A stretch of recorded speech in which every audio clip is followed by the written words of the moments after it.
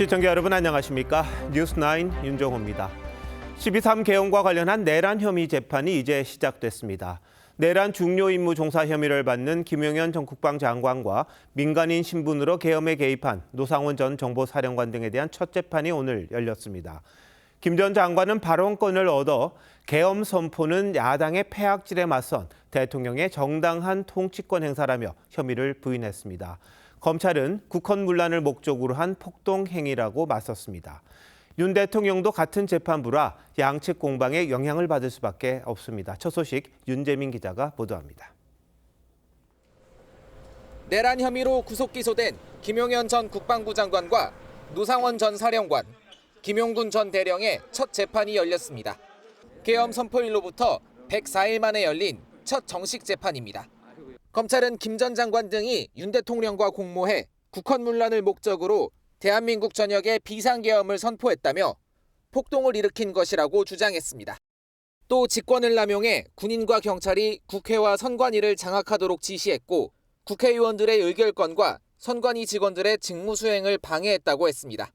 김 전 장관은 이례적으로 발언권을 얻어 18분간 직접 말을 이어갔습니다. 국헌문란을 자행하는 거대 야당의 패악질을 막기 위해 계엄을 선포한 것이라며 대통령의 정당한 통치 행위라고 맞섰습니다.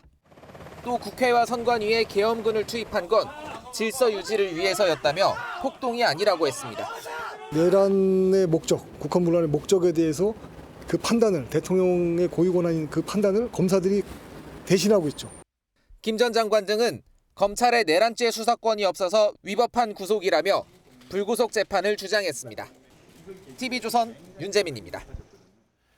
오늘 재판을 진행한 서울중앙지법 형사 25부는 현역 군인을 제외한 비상계엄 관련 모든 피고인들의 재판을 맡고 있습니다. 윤 대통령도 이곳에서 재판을 받는데 증인만 해도 500명이 넘을 걸로 검찰은 예상하고 있습니다. 이 때문에 1심 재판이 몇 년이 걸릴지도 모른다는 얘기까지 나옵니다. 이재준 기자의 보도입니다. 내란 우두머리 혐의의 윤석열 대통령을 포함해 서울중앙지법 형사합의 25부에 넘겨진 내란 사건 피고인은 모두 8명입니다. 하지만 김용현 전 장관은 국회에 군을 보내 국헌을 문란하게 한 혐의, 조지호 경찰청장과 김봉식 전 서울청장 등은 국회를 봉쇄한 혐의 등으로 세부 쟁점은 조금씩 다릅니다. 이 때문에 사건을 하나로 합치는 병합 심리가 어려운 상황입니다. 피고인들 사이의 증언도 엇갈립니다. 대통령이 증인과 조지호 청장에게 국회의원 등 주요 인사를 체포하라라고 지시한 적 있습니까? 네, 그런 사실 없습니다. 각 조서별로 제가 그렇게 다 서명 날인했습니다. 검찰은 재판에 필요한 증인이 500명을 넘을 것으로 보고 있습니다. 수사 기록도 4만 쪽 분량으로 방대합니다. 이 때문에 1심에만 몇 년이 걸릴 거란 관측이 나옵니다. 양승태 전 대법원장 사법농단 사건의 경우 수사 기록 20만 쪽에 양측 신청 증인이 200여 명에 달해 1심 무죄 판결까지 5년이나 걸렸습니다. 검찰은 각각의 재판에서 나온 증인 신문을 공유하는 병행 심리를 해달라고 재판부에 요청했습니다. 재판부는 오는 24일 윤 대통령의 두 번째 공판 준비 기일을 마치면 재판 일정을 맞춰 나가겠다고 밝혔습니다. TV조선 이재중입니다. 여전히 많은 분들의 관심, 헌법재판소가 언제 윤 대통령에 대한 탄핵 심판 결과를 내놓느냐입니다.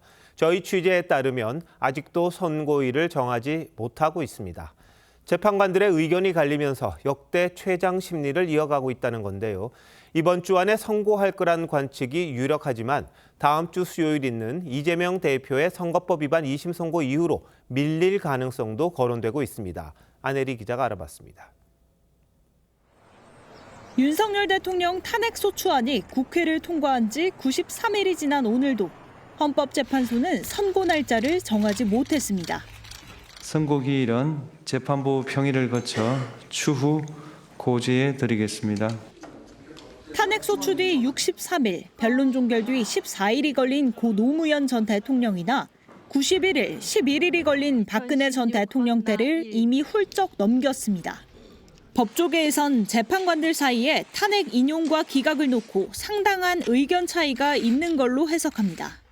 8대0 만장일치만이 아니라 적어도 어떤 부분에 대해서는 어떤 식으로 할 거냐들에 대한 견해의 대립이 상당히 있는 것으로 보입니다. 헌재가 통상 선고일을 2, 3일 전에 통지해 온 걸 감안하면 이번 주 안에 선고하기 위해선 늦어도 모레까진 통지가 이루어져야 합니다. 일각에선 이재명 대표의 선거법 위반 항소심 선고 날인 오는 26일 이후로 밀릴 가능성도 거론됩니다. 이 경우 3월 말 혹은 4월 초 윤 대통령 탄핵 심판 결론이 날 수 있습니다. TV조선 안혜리입니다. 선거 일정을 두고 이처럼 다양한 예상들이 나오는 상황에서 여야 정치권은 자신들의 기대를 담은 전망들을 경쟁적으로 내놓고 있습니다. 헌법재판소를 겨냥한 장외 여론전도 치열해지고 있는데 정치권 움직임은 장윤정 기자가 취재했습니다. 윤석열 대통령 즉각 퇴진을 요구하는 시민단체들의 시국 선언에 민주당 등 야 5당이 동참했습니다. 하루도 못 참는다. 윤석열을 즉각 파면하라. 오늘 당장이라도 선고기일을 지정하고 내란 숙의 윤석열을 파면함으로써 다만 내부적으론 오는 20일이나 21일 선고를 유력하게 보고 있습니다. 국민의힘은 김석기, 권영진 등 개별 의원들을 중심으로 헌재 앞 탄핵 반대 릴레이 시위를 이어갔습니다.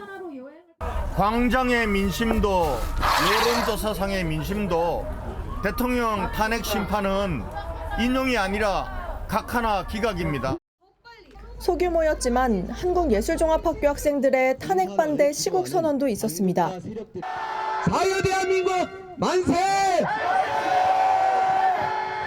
여권에선 26일로 예정된 이재명 대표 선거법 2심 선고가 탄핵 선고보다 먼저 나올 가능성이 높다는 주장도 나옵니다.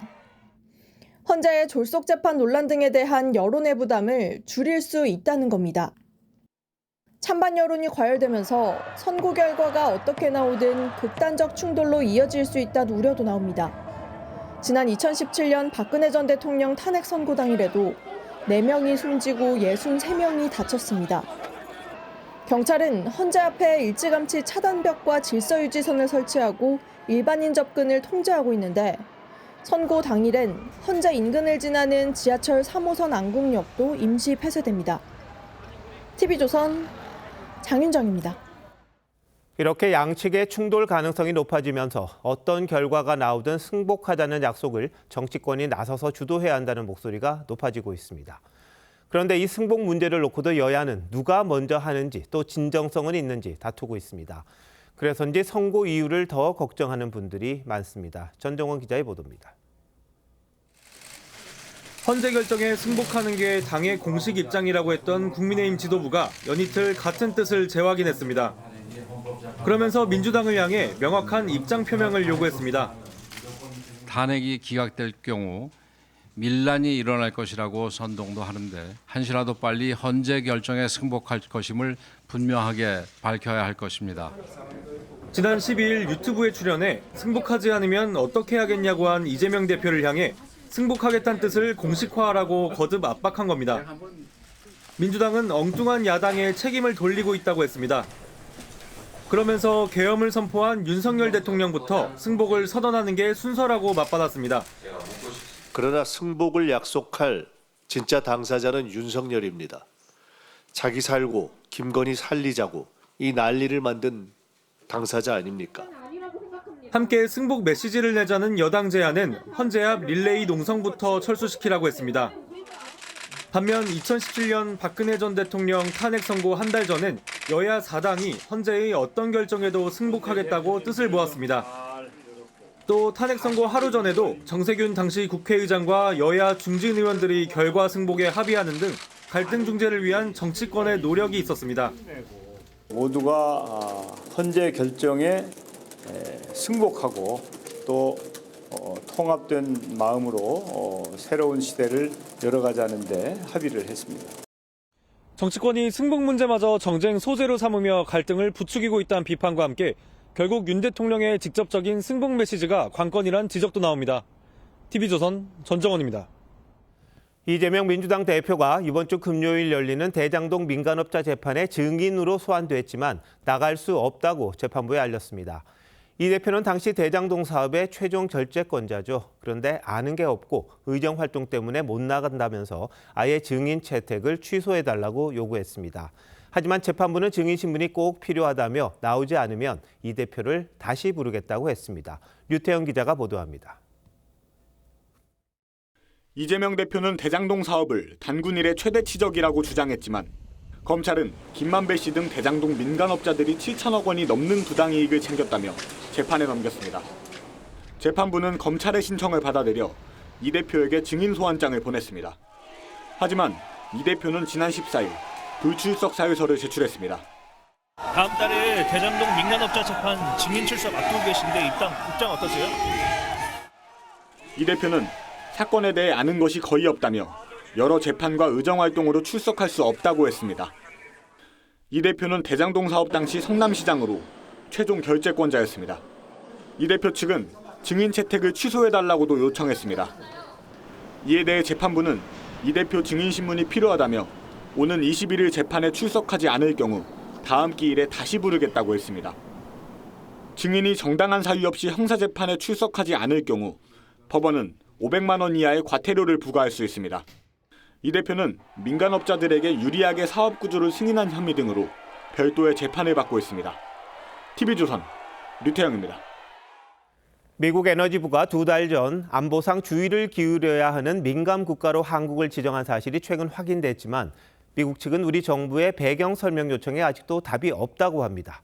정작 미국 국무부도 이 사실을 미리 알지 못했던 것으로 전해졌는데요. 미 국방장관의 첫 아시아 순방에서 한국만 쏙 빠진 것도 논란입니다. 먼저 홍연주 기자가 보도합니다. 미국 에너지부가 민감 국가를 지정하는 이유는 크게 국가안보와 핵 비확산, 경제안보 때문입니다. 정부 당국자는 미국 측에 한국 포함 이유를 설명해달라고 요청했지만 아직 답이 없는 상태라고 전했습니다. 국내에서 확산되는 자체 핵무장론부터 한수원과 웨스팅하우스 사이 원전 기술 분쟁, 그리고 계엄 사태와 탄핵 정국까지 여러 이유가 거론되는데 언론 보도 후 일주일째 배경도 파악 못하는 외교적 무능을 지적하는 목소리가 높습니다. 거기에 대해서 정확한 경위 파악을 하고 있는 사람이 아직 없어서 내부 조사와 상황 파악을 한 다음에 우리에게 알려주겠다 하는 게 지금 현재 상황입니다. 정부 고위 관계자는 미국 에너지부 실무급의 자체 판단에 따른 것으로 국무부에도 사전에 공유되지 않은 걸로 안다고 전했습니다. 이런 상황을 반영한 듯 최상목 권한대행은 이번 주 방미하는 안덕근 산업장관에게 에너지부와의 적극 협의를 당부했습니다.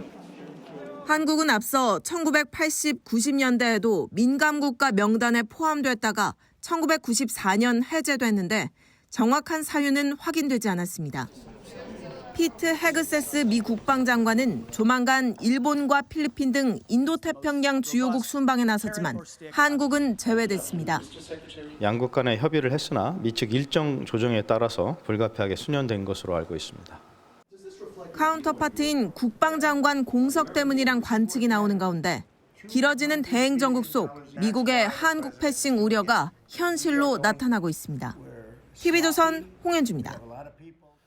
정확한 배경을 파악하기도 전에 이재명 민주당 대표는 이번 사태가 여권의 핵무장론 때문에 지정됐다는 취지로 말했습니다.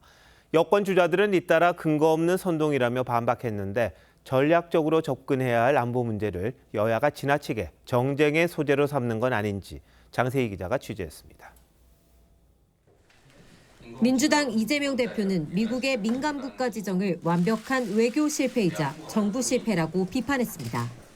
그러면서 계엄령 선포와 여권의 핵무장론이 배경이 됐다고 주장했습니다. 핵무장을 해야 된다느니 이런 허장성세, 현실성 없는 핵무장론, 북한과 같은 고립 상태가 초래되는 걸 감수하면서 핵무장을 해야 된다고 생각하십니까? 강대국의 안보 약속만 믿고 핵을 포기했던 우크라이나가 지난달 미국과의 정상회담에서 수모를 당하자 위성락, 박선원 등 민주당 의원들도 핵 잠재력, 핵 무장 논의를 시작할 때라는 주장을 내놨습니다. 당시엔 특별한 반응을 보이지 않던 이 대표가 민감국가 지정을 계기로 핵 무장 반대 입장을 분명히 한 겁니다. 여권 주자들은 일제히 반박에 나섰습니다. 유승민 전 의원은 무슨 근거로 핵 무장론이 원인이라고 단언하느냐며 근거 없는 선동이라면 책임을 져야 할 것이라고 지적했습니다. 특히 북핵을 막을 대안을 내놓지 못하면서 핵 무장을 지레 포기하는 건 지도자로서 자격이 없다고도 했습니다. 한동훈 전 대표도 핵 잠재력 확보는 필요하다고 했습니다. 핵무기는 아니지만 핵 추진 잠수함을 확보하는 것도 필요하다고 생각해요. 국민의힘 지도부도 친중 반미 성향의 이재명 대표가 원인이라고 주장했습니다. 다만 여야는 민감국가 지정 철회를 요청하는 국회 결의안 채택은 함께 추진하기로 했습니다. TV조선 장세입니다.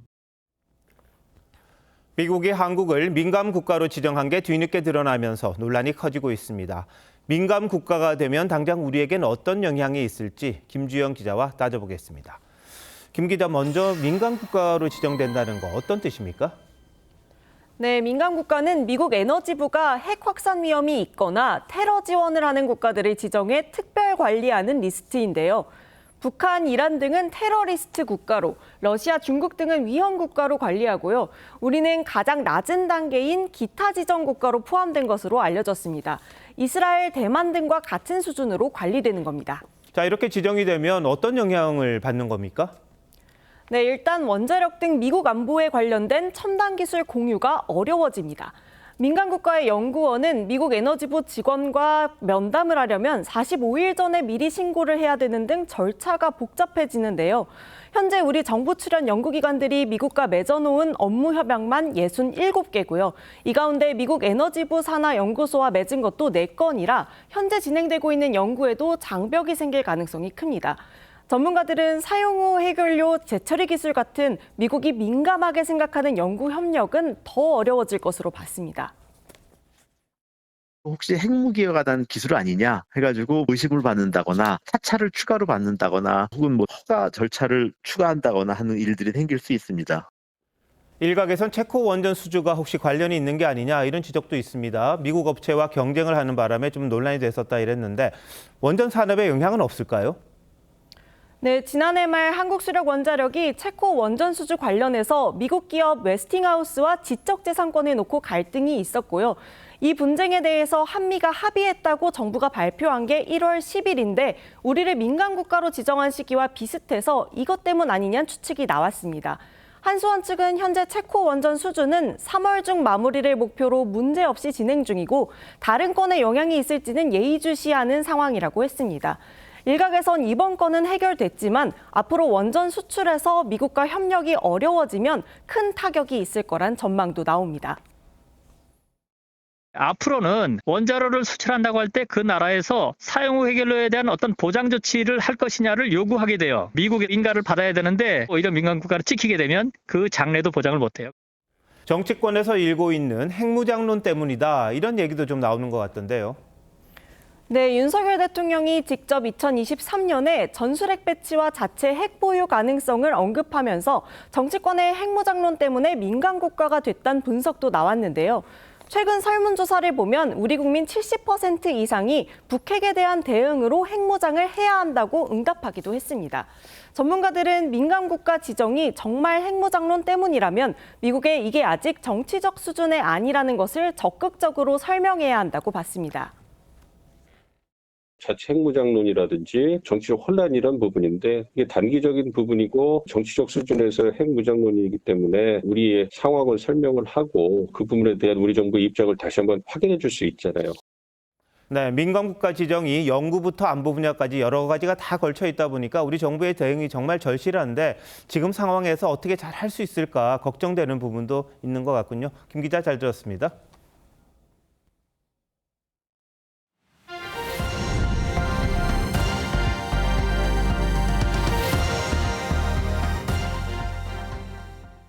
봄이 왔나 했더니 다시 겨울입니다.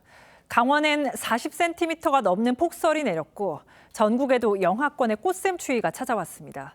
이번 추위는 모레까지 이어진다고 합니다. 이승훈 기자입니다. 백두대간 능선과 그 밑에 구불거리는 도로까지 온통 새하얗습니다.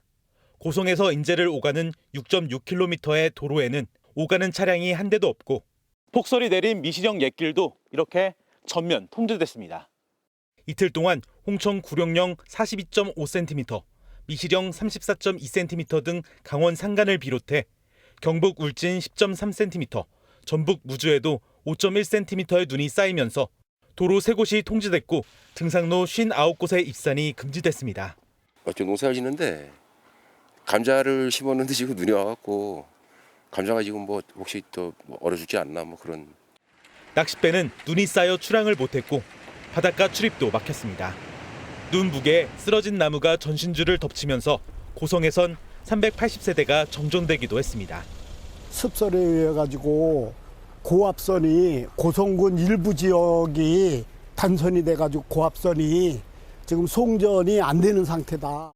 북극에서 영하 40도씨 이하의 찬 공기가 제트 기류를 타고 한반도로 유입되면서 전국적으로 아침 기온이 영하권으로 떨어지는 꽃샘추위도 찾아왔습니다. 추울까 봐 조끼까지 입고 왔습니다. 잠바하고 조끼 입고. 이번 꽃샘추위는 모레까지 이어지다 온화한 서풍이 유입되는 목요일부터 평년 기온을 회복할 전망입니다. TV조선 이소은입니다. 육군의 무인 정찰기가 착륙해 있던 군 헬기와 충돌해 둘 다 불탔습니다.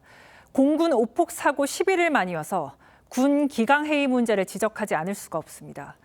사고 무인기는 이스라엘산 헤론으로 우리 군이 400억 원을 들여 석대를 도입했는데 오늘 사고로 당장 운용할 수 있는 헤론은 한 대도 없게 됐습니다. 차정승 기자입니다. 군 비행장에서 흰 연기가 피어오르고 소방당국이 긴급히 진화에 나섭니다.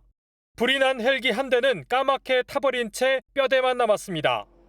오늘 오후 1시쯤 경기도 양주의 육군 항공대대에서 정찰용 무인기가 착륙해 있던 수리온 헬기와 충돌하는 사고가 났습니다. 착륙하던 무인기 기체가 갑자기 기울면서 충돌해 두 대 모두 불에 탔지만 다행히 인명피해는 없었습니다. 첫 국산 기동 헬기인 수리온은 대당 가격이 185억 원 수준이고 사고 무인기는 이스라엘산 헤론으로 우리 군은 2016년 400억 원을 들여 지상 통제 체계와 헤론 석대를 도입해 운용해왔습니다.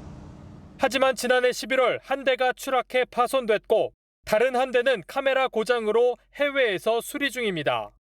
세 대 중에 지금 한 대만 남았겠네요. 맞습니까?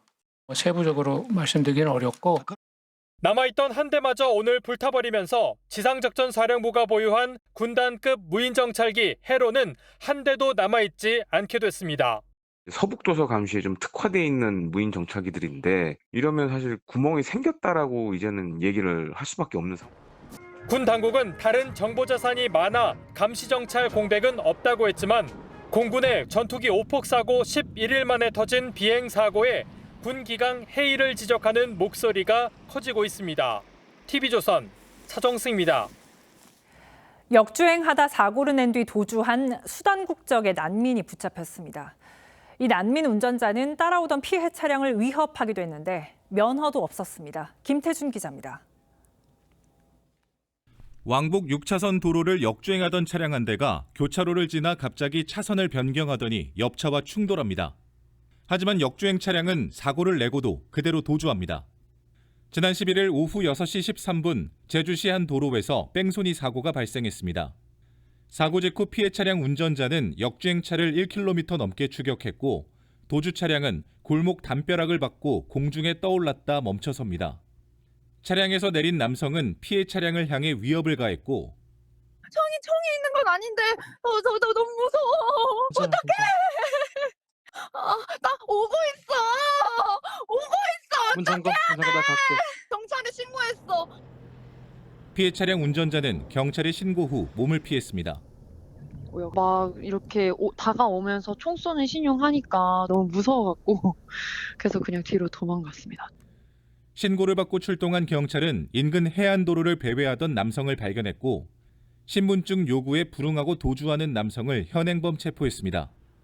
경찰 조사 결과 남성은 지난 2019년 가족들과 함께 국내로 들어온 수단 국적 난민이었습니다. 지인의 차량을 몰래 몰고 나와 사고를 냈는데 음주나 마약은 측정되지 않았지만 무면허였습니다. 이게 어디로 가기 위한 목적이 있는 게 아니라 그냥 지인의 차를 운행해서 사고 야기를 도주했고요. 진술을 전면 거부했습니다. 도로교통법 위반과 출입국관리법 위반 등 혐의로 구속된 남성은 오는 2026년 3월까지 체류 기간이 남아있지만 법원 판결이 나면 관계기관 회의에서 추방 등 거취가 결정될 예정입니다. TV조선 김태준입니다. 유명 외식 사업가인 백종원 더본코리아 대표를 둘러싼 논란이 이어지면서 백 대표를 모델로 한 광고도 중단됐습니다. 과거 조리 영상들도 논란이 되고 있는데 이번엔 식품위생법 위반 의혹도 불거졌습니다. 주재용 기자입니다. 백종원 더본코리아 대표가 모델로 등장하는 한돈 광고입니다. 한돈 자조금관리위원회가 백 대표가 출연한 이 광고를 중단하기로 했습니다.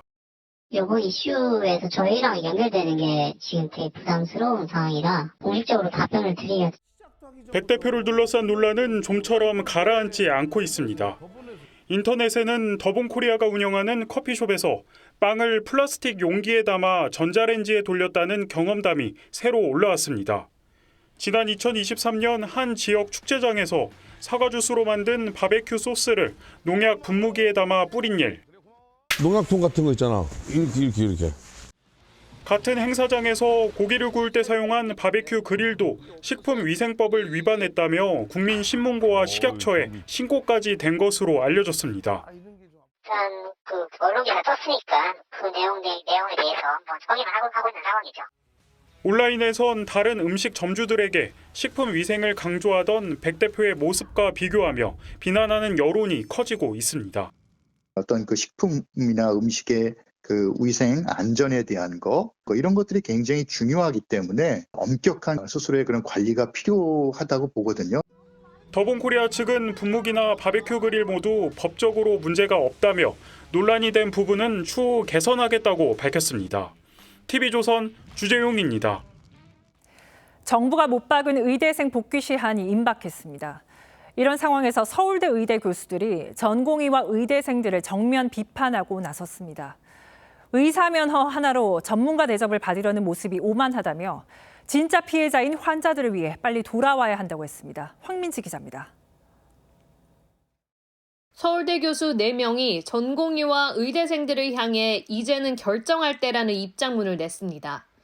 박단 전공의 대표의 SNS 글 등을 거론하며 환자에 대한 책임, 동료에 대한 존중, 전문가로서의 품격도 없다며 내가 알던 제자 후배들이 맞냐고 반문했습니다.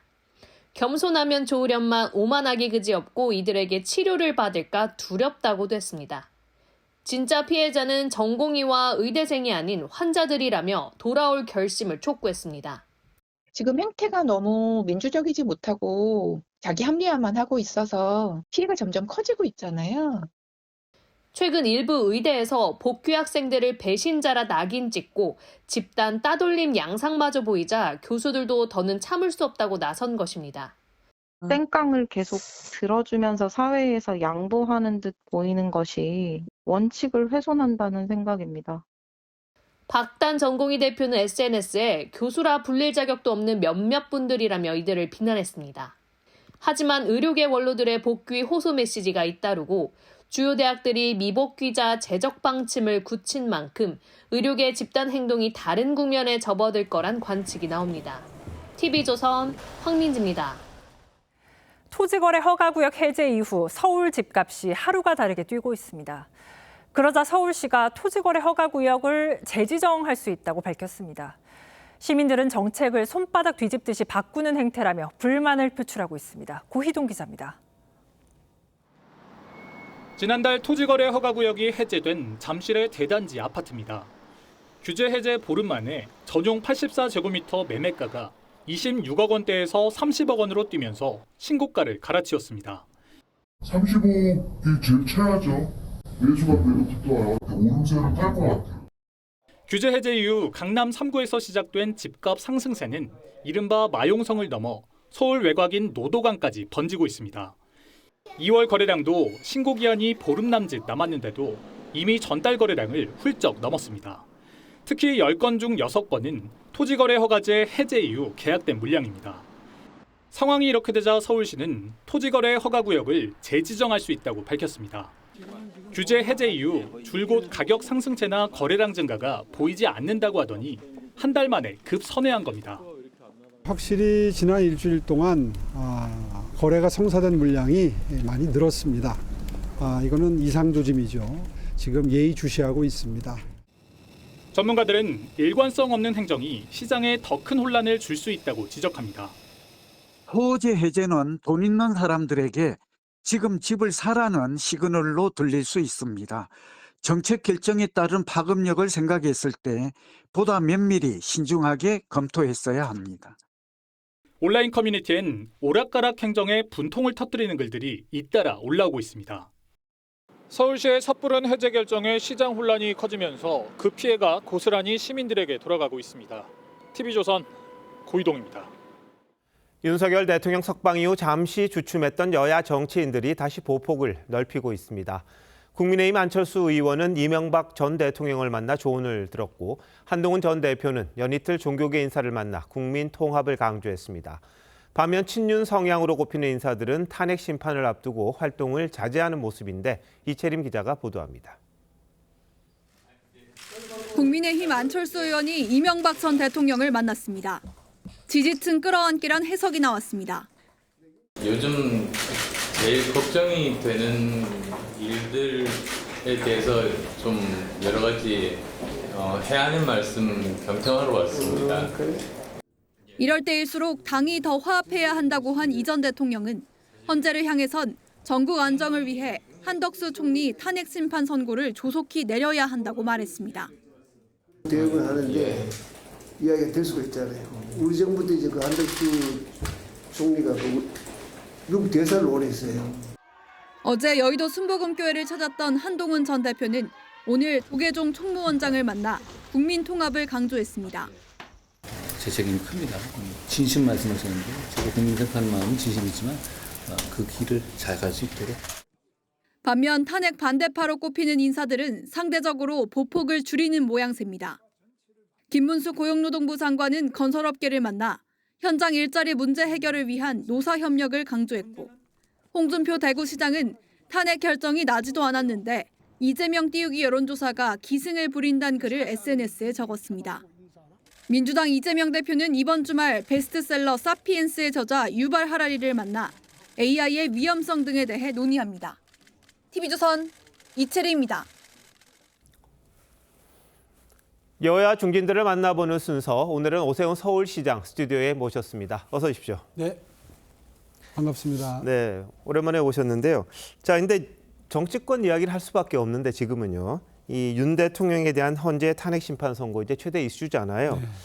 근데 예상보다 선고가 좀 늦어지고 있다고 그러는데 혹시 오 시장님 보실 때는 무슨 이유가 있을까요? 아무래도 늦어지는 거는 이상 징후죠.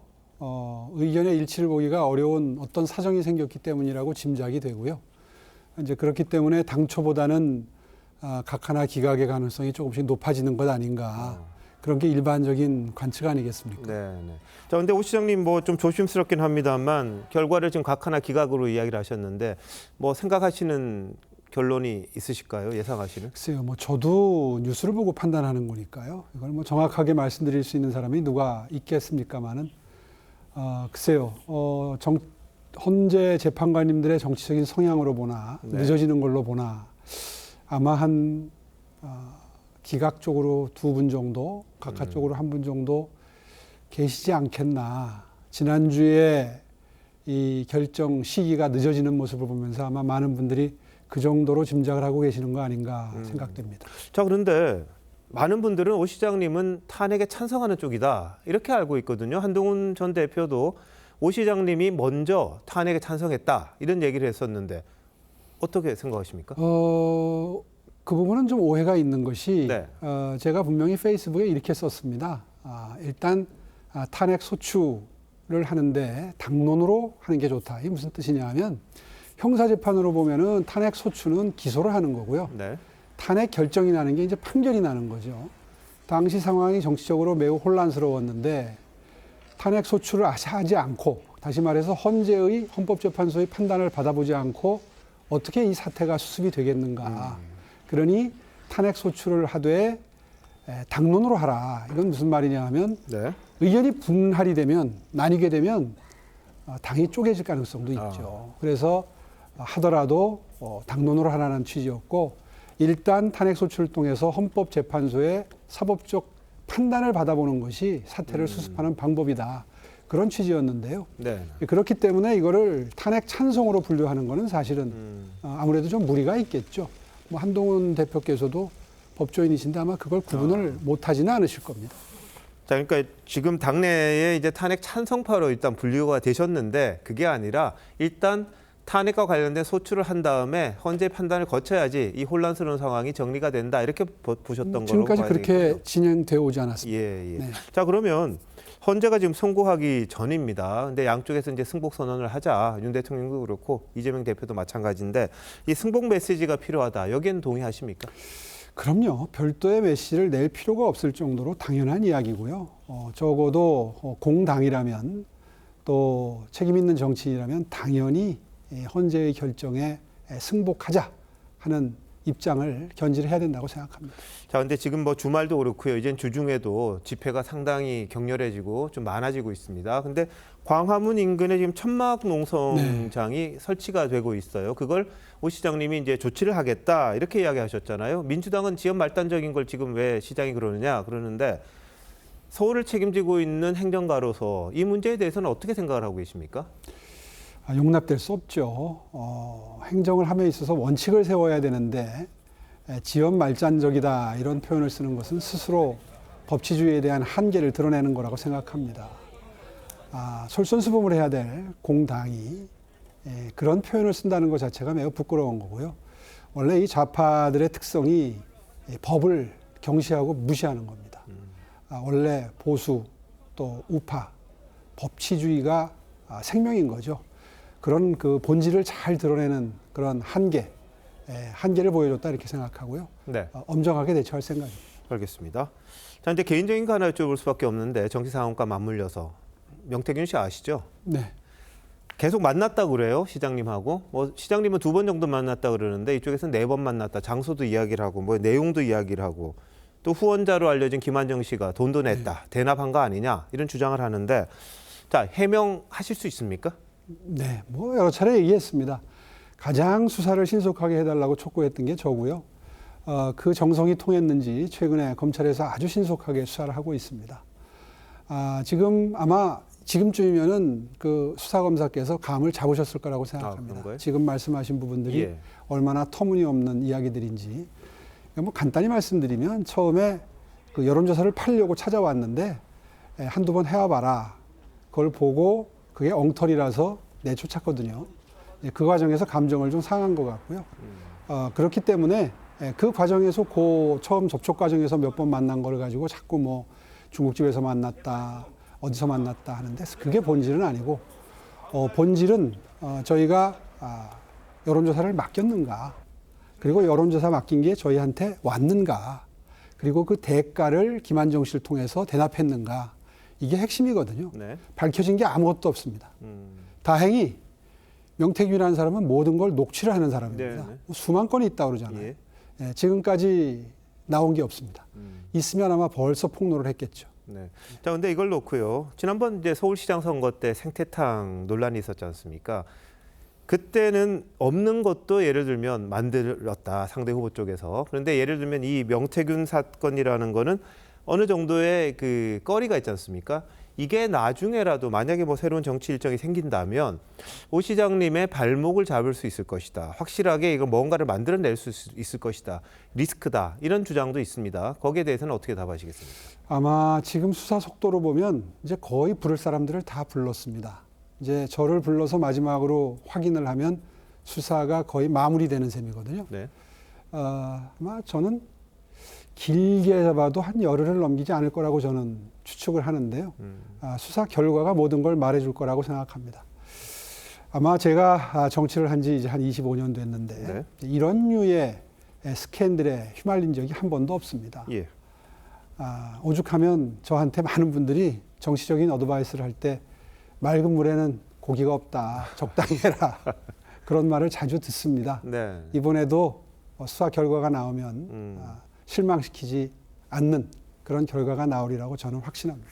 뭐 자신 있다는 말씀이시군요. 네. 자, 근데 지금 뭐 좀 민망하긴 합니다만 오 시장님 들어오시기 직전에 이 토지거래 허가제 서울시가 해제한 다음에 집값이 올랐다. 우 시장님이 하기 조금 곤란한 리포트가 나가긴 했는데 이 문제에 대해서는 시장님은 어떻게 좀 해결하시려고 그럽니까? 예, 이번에 푼 데가 잠실 지역인데요. 예. 잠실 지역을 풀었는데 이게 강남 전체로 지금 번지고 있습니다.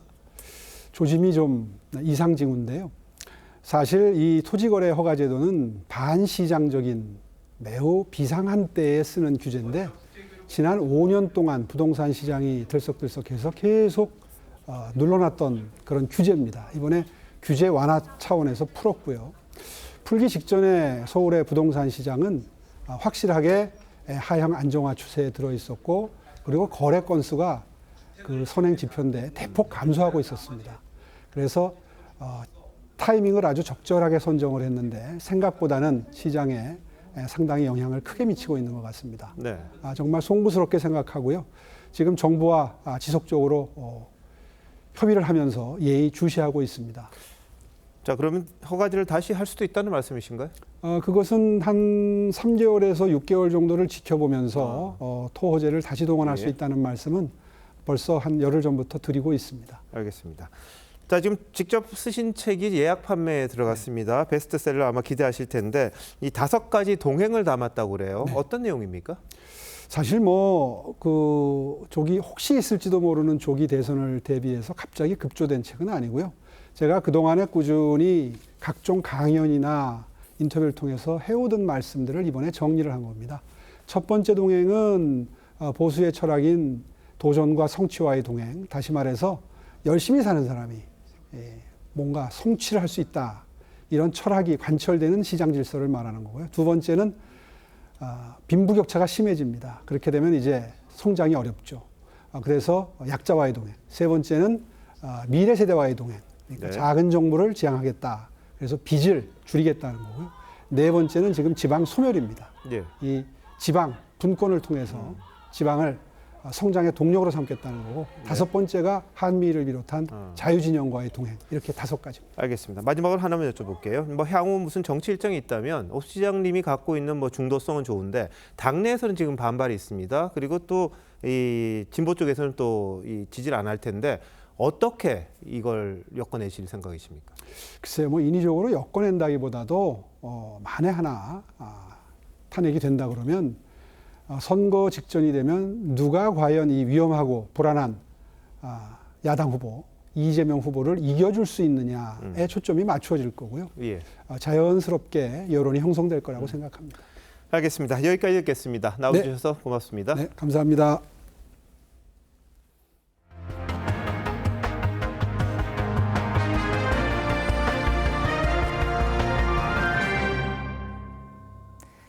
삼성의 위기가 심각하다는 진단 속에서도 별 입장을 내지 않고 있던 이재용 삼성전자 회장이 삼성 재건을 위한 메시지를 내놨습니다. 임원들에게 삼성다운 저력을 잃었다고 질책하면서 사직생의 각오를 다지라고 주문했습니다. 현재 삼성은 반도체와 스마트폰, TV 가릴 것 없이 고전 중인데 이를 타개할 방법은 결국 기술이라고 강조했습니다. 오현주 기자입니다. 위기 때마다 작동하던 삼성만의 회복력이 보이지 않는다. 사직생의 각오로 행동할 때다. 이재용 회장이 전 계열사 임원을 대상으로 한 세미나에서 독한 삼성인을 회복하라고 주문하며 내놓은 메시지입니다. 이 회장은 이전과 차원이 다른 죽느냐 사느냐 하는 생존의 문제라며 경영진부터 통렬하게 반성하라고 질책했습니다. 그동안 별다른 메시지를 내지 않았던 이 회장으로선 이례적인 강한 발언입니다. 지난해 삼성은 스마트폰과 TV에서 세계 점유율이 떨어졌고 D램에서도 하락세를 면치 못했습니다. 성우가 대신 읽은 3분가량의 영상 메시지에서 이 회장은 전 분야에서 기술 경쟁력이 훼손됐다며 첫째도 둘째도 셋째도 기술이라고 강조했습니다. 하지만 이 회장이 직접 세미나에 참석하거나 육성으로 메시지를 전달하지는 않아 이건희 선대 회장의 프랑크푸르트 선언 등에 비해 절실함이 부족하다는 지적도 나옵니다. 독함도 없고 심지어는 직접 나타나지도 않고 본인의 실제 생각들을 임원들과 직접 소통하는 게 저는 제일 필요하다. 독해지라는 주문을 받은 삼성전자는 내일부터 독일에서 열리는 한 행사에서 이례적으로 중국산 TV와 삼성전자 TV를 직접 비교하며 기술 우수성을 홍보할 예정입니다. TV조선 오현주입니다. 미국이 예멘의 후티 반군을 겨냥해 대규모 공습을 감행한 데 이어서 배후로 알려진 이란까지 직접 타격할 수 있다고 경고했습니다.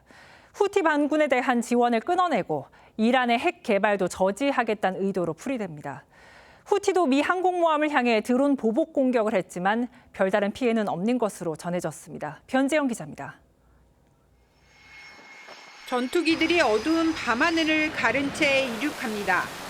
전날 미군이 친이란 반군 후티 기지를 겨냥해 대대적인 공습을 단행한 데 대해 후티 반군이 드론을 띄우며 보복하자 대응에 나선 겁니다.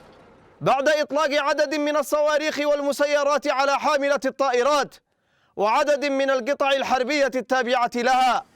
미 정부는 후티 측이 발사한 드론 11개를 전투기로 격추했고 위협적이지 않았다면서 후티 반군이 선박을 공격할 능력이 없어질 때까지 공습을 계속할 것이라고 말했습니다.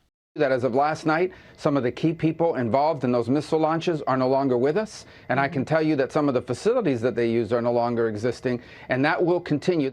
미국은 후티 반군을 지원해온 이란까지 직접 타격할 수 있다고 경고했는데 이란의 핵시설에 대한 무력 공격 가능성을 열어둔 것으로 보입니다. Iran that has repeatedly funded, resourced, trained, and helped the Houthis target not only U.S. warships, but global commerce. 이란은 미국에 단호한 대응을 하겠다며 반발하고 나서면서 중동 지역이 또다시 긴장감에 휩싸이고 있습니다. TV조선 변재영입니다.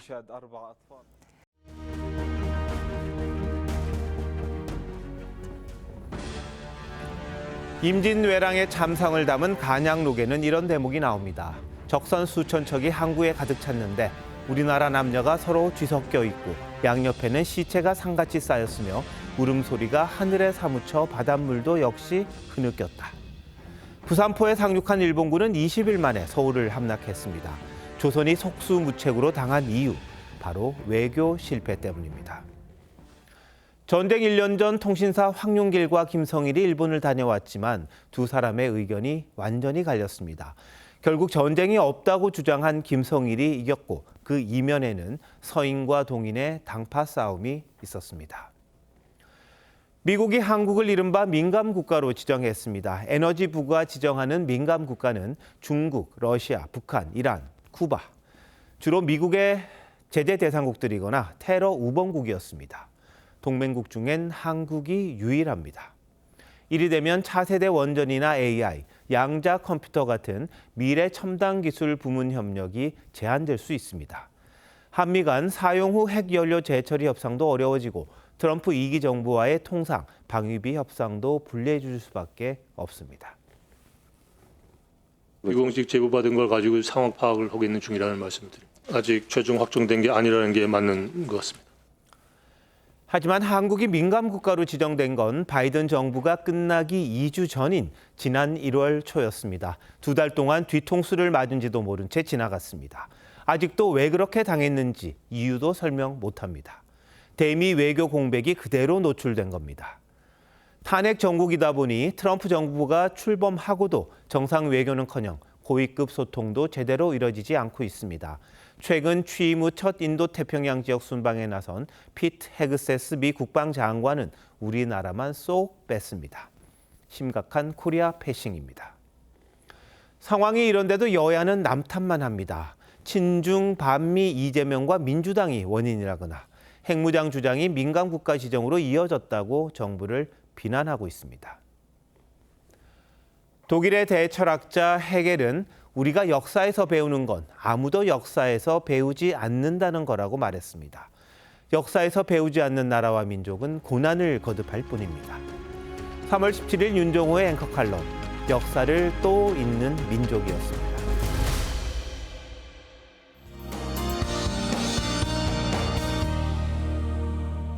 전국 대부분 지역에 대설 예비특보가 내려진 가운데 내일 많은 눈이 내리겠습니다. 오늘 늦은 밤 수도권과 충남을 시작으로 내일은 전국으로 확대되겠고요. 돌풍과 벼락, 때로는 우박을 동반해 강하고 요란하게 쏟아질 수 있겠습니다.